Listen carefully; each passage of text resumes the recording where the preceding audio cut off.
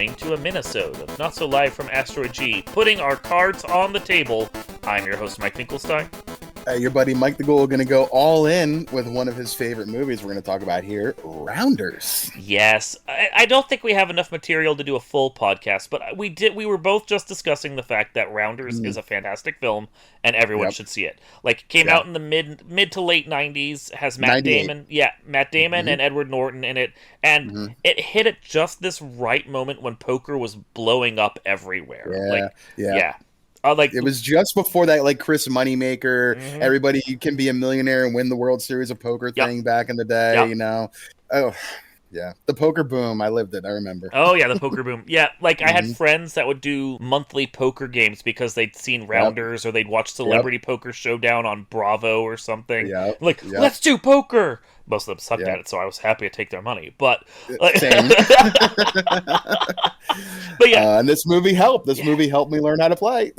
It doesn't teach you all the lingo. It's definitely much more in on the characters. Like, I learned more about playing poker from Celebrity Poker Showdown, for example, where you're like the flop in the river and everything. This is much more a character study, kind of gritty and grimy, but it works really well. And it was in that phase where you could tell Matt Damon was definitely trying to be a serious actor, and I hadn't decided to embrace Hollywood quite the way that his buddy Ben Affleck did. Yeah, it's a very dark movie at its core. You know, it's about loss and about betrayal and about consequence, and then, you know, emerging on the other side, battered, bruised, and beaten, but victorious. Like, it is a great story arc from top to bottom. Yeah, and it's just interesting to go back and watch it again because it holds up so well. Like, yes, it really does. It's about poker, but really it's about a dude. So even if you don't much like poker or like gambling, like the character that's dating Matt Damon's guy, Gretchen Mall's character, who I think is underused in that movie because she's actually pretty good. And the movie just kind of dismisses her, which is a little sad. Like, even if you don't like gambling or poker, the movie still kind of gets you invested in it because it's not just about redemption, it's about having a friend and realizing that that friend is scum. And still, like, knowing what he is, knowing that, you know, he went away to jail and you know, he kind of took the fall for you a little bit, so like you feel like you owe him, but he came out like he still looks like the same guy, still talks like the same guy, but he ain't that guy anymore. Like, and he'll sell you out now. and that's exactly what Gretchen Mall's character says. She's like, I can't believe you know someone named Worm. Yeah, which is, like, it's perfect. Edward Norton plays the perfect scummy dude. He's great at it. They should never have cast him for the Incredible Hulk because he's just wrong in that role. He's better as, like, the nameless narrator in Fight Club or scummy old Worm in Rounders. Like, that's what he's meant to be. Matt Damon is the clean-cut guy that can play a superhero, and weirdly, I don't think ever has. I don't think he has either. Maybe there's been... I don't know, let's look that up. See, he hasn't embraced Hollywood the same way that, like, Ben Affleck did. Ben Affleck famously, like, I mean, jokingly in Jay and Silent Bob, but also that was pretty much his career. You did a movie for yourself, and then you did a movie for the paycheck. And then he unironically did a movie named Paycheck. Yeah, and then you got to do the payback film because your friend says that you owe him. Yes. No, you've seen that interview with Kevin Smith as well. Yeah, no, So Matt Damon has managed to keep this, like, aura of being a serious actor. The biggest blockbuster he did was the Jason Bourne movies. I think so, probably. Yeah. And that still treats him like he's actually a serious actor. There's a real character study to that, and he brings that depth of performance and how he can build a character that he showed in movies like Rounders and The Rainmaker. That kind of Good Will Hunting. Yeah, you know, which he co-wrote with Affleck and won an Academy Award. Like, I love that. I was just watching clips from Evening with Kevin Smith recently, and it's Ben Affleck loving to improvise on all of Kevin Smith's movies, like just add a little extra line, and he's like, "Dude, it's my movie. If you feel like you can write your own movie, go off and take all your lines and write your own movie." And he did, and he won an Academy Award. Hilarious, isn't it?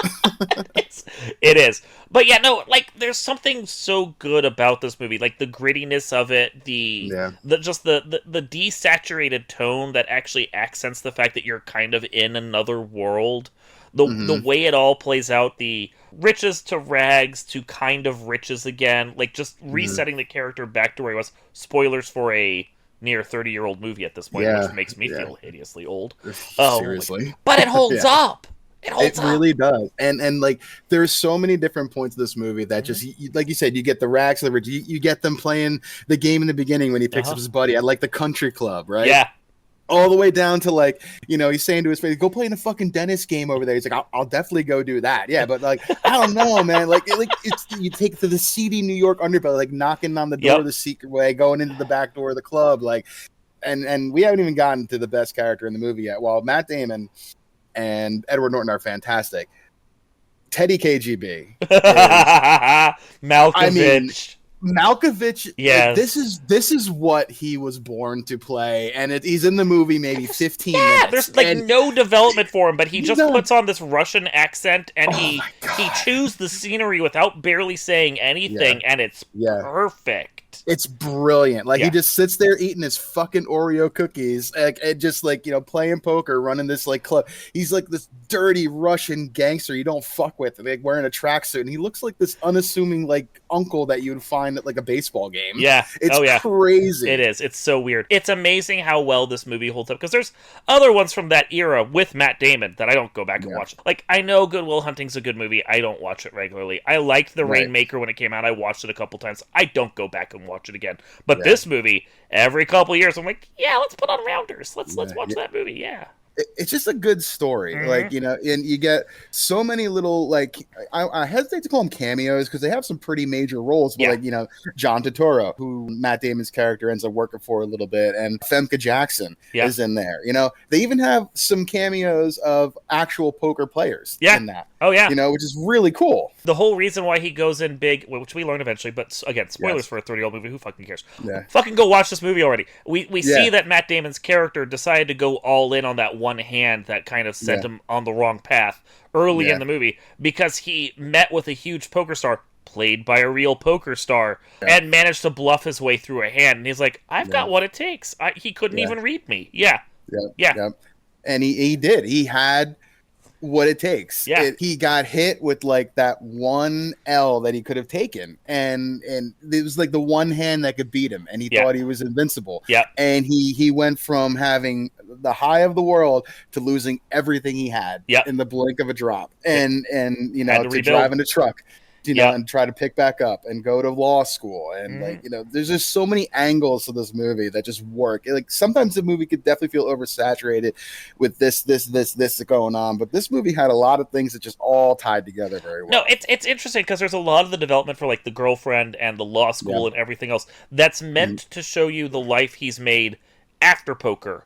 So that if he decides to throw it all away to play poker again, you feel like it's actually a loss. But I think that's part of the story, is that it's actually meant to be a rebuilding. He built this protective shell around him of a life that wasn't really meant for him.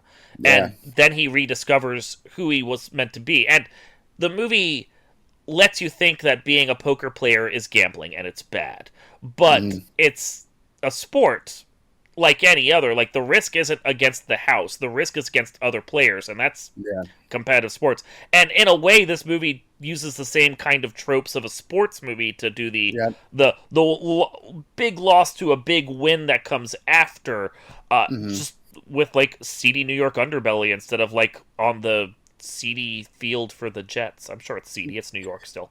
I mean, that's a really good point, because like, you touched on that. It gives you that story arc of the like the sports team that like, suffers the defeat in the championship game, but rebounds to find a way to come back the next season and win it all and bring it home. Like it's a good way to do that with poker. Hell, that was an arc that I just literally saw on Shoresy last season. Like, that's Bad News Bears, fucking replacements. You can find that arc anywhere. It's a sports arc. Yeah. And the teacher, Martin Landau's character, he meets his teacher at the bar, and he's having that discussion with him. He's like, "What do you drink?" He's like, "Gin, always gin." Like, he just looks like he'd be drinking gin. And just little things in the movie that are just so perfect, and just so well done, lived and, in. It just and has a sense of reality. the great word you used already was undersaturated. Like the movie feels dark, but like it's not a dark movie in tone of like, the way it's shot. Like now you look at a dark movie, like I can't even tell when I'm looking at it. It's so dark. But this had a brightness to it, but was also so dark and dingy at the same time. Well, yeah, it uses the sepia toned, desaturated style as an artistic choice, and not because it's a Marvel movie filmed in front of a green screen and it's just desaturated for the sake of everything looking flat. But oh my great god, movie, 30 years old, wonderful movie. Go watch it, please. Go watch it, and then put all your money down on, I don't know, fucking 00 thoughts for that. And this has been Not So Live from Asteroid G, losing our shirt to KGB. I'm your host, Mike Finkelstein. And I'm just going to go and eat my Oreos over there and enjoy this. Mike the Ghoul's out of here, guys. Have a good one. We will see you all next time.